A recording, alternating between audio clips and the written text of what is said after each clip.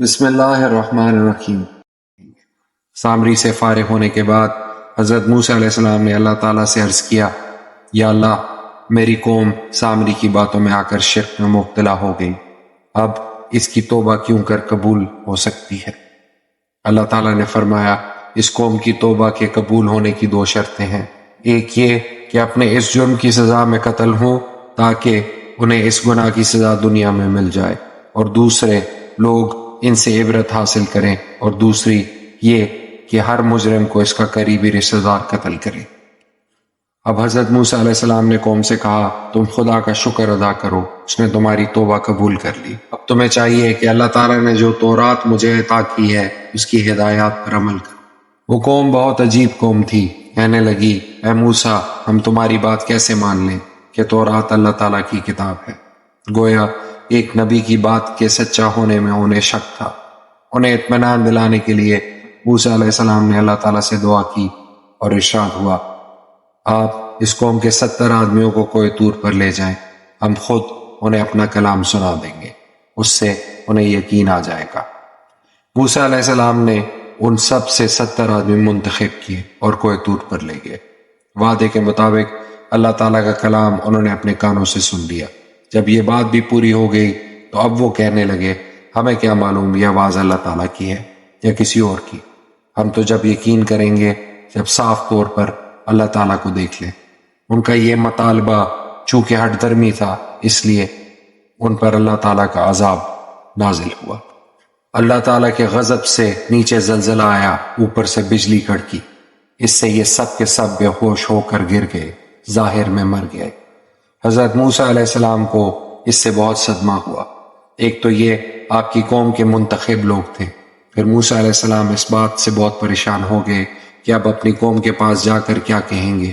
وہ تو الزام لگا دیں گے کہ حضرت موسیٰ علیہ السلام نے انہیں کہیں لے جا کر قتل کرا دیا، لہٰذا وہ انہیں قتل کر دیں گے۔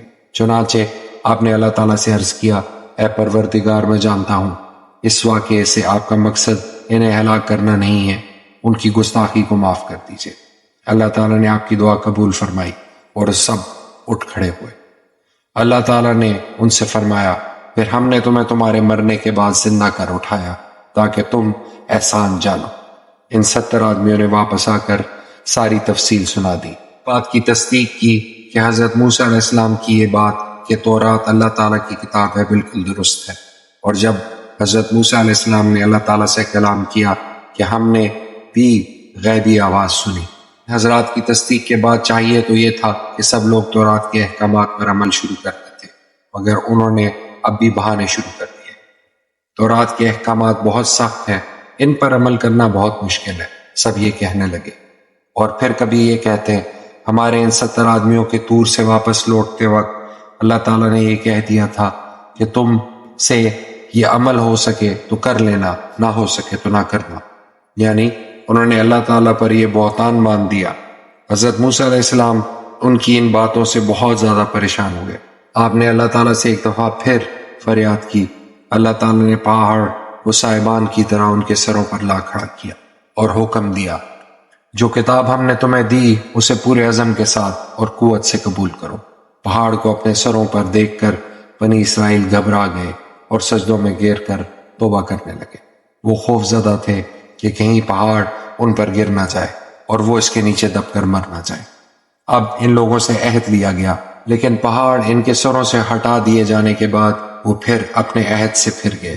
اس عہد شکنی کی سزا کے طور پر اگر اللہ تعالیٰ انہیں تباہ و برباد کر دیتے، اللہ تعالیٰ کو کون روک سکتا تھا؟ اللہ تعالیٰ نے ان سب باتوں کے باوجود ایک بار پھر ان پر اپنا فضل فرمایا، اس قدر بڑی گستاخی پر بھی پکڑ نہیں فرمائی۔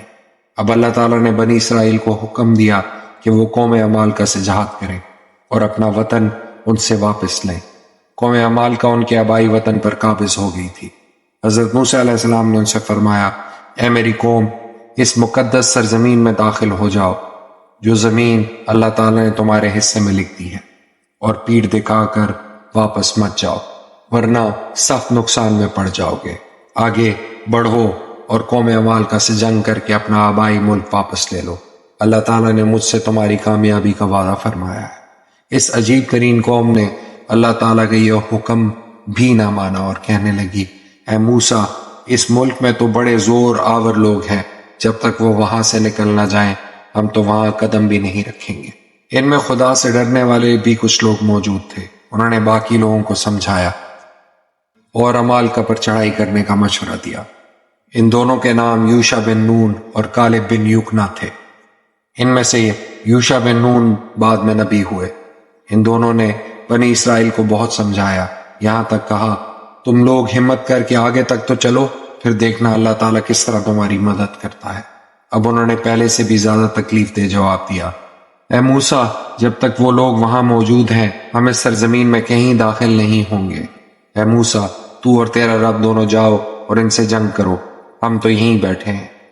یہ جواب حد درجے بے ادبی کا جواب تھا۔ اندازہ لگائیے حضرت موسیٰ علیہ السلام پر کیا گزری ہو۔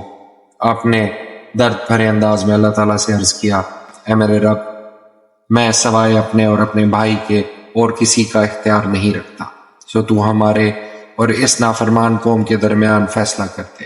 آپ کی اس دعا کے جواب میں اللہ تعالیٰ نے آپ کو تسلی دیتے ہوئے فرمایا، اب وہ مقدس سرزمین ان پر 40 سال کے لیے روک دی گئی ہے، یہ زمین کے ایک خاص حصے میں سر مارتے پھریں گے، سو اے موسیٰ، آپ اس نافرمان قوم کے حال پر رنج نہ کریں۔ اس طرح اس قوم کو حکم عدولی کی سزا کے طور پر 40 سال کے لیے وادی طیہ میں قید کر دیا گیا۔